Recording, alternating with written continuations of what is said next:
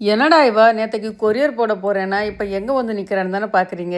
இது எங்கள் ஊரில் உள்ள ராம்ஜி கார்டன். இது வந்து பிளான்ட்ஸுக்கு ஒரு கடல்னே சொல்லலாம். அவ்வளோ பிளான்ட்ஸ் இருக்கும். என்ன வெரைட்டி பிளான்ட்ஸ் கேட்டு வந்தாலும் மேக்ஸிமம் இங்கே இருக்கும். நம்ம இன்றைக்கி வாங்க வந்தது என்னவோ டக்வீடும் அசோலா அப்புறம் அந்த ரோஜாப்பூ மாதிரி ஒரு பாசி இருக்கும் இல்லையா, அதுதான் வாங்க வந்தோம். அசோலா ஷார்ட்டேஜ் சீந்துருச்சு போல். ஓகேன்ட்டு அக்கா கொஞ்சம் பார்த்து கொஞ்சம் எடுத்து கொடுத்தாங்க. பிளான்ட்ஸ் பார்த்தீங்கன்னா பார்த்துட்டே இருக்கலாம்.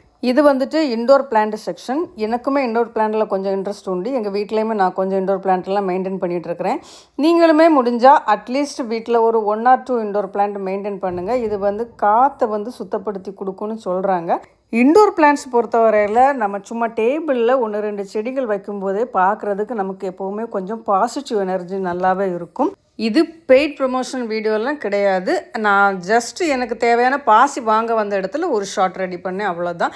இது பார்க்கவே ஒயிட் கலரில் முட்டையாக ரொம்ப அழகாக இருந்துச்சு. என்னன்னு கேட்டேன். ஃப்ரூட்டுன்னு சொன்னாங்க. கேட் ஃப்ரூட்டாக இந்த ஃப்ரூட்டோட பேர். எனக்கு இதை பற்றி எதுவுமே தெரியாது. உங்கள் யாருக்காவது தெரிஞ்சிருந்தால் கமெண்டில் சொல்லுங்கள். வீடியோ பிடிச்சிருந்தா லைக் பண்ணி சப்ஸ்கிரைப் பண்ணுங்கள்.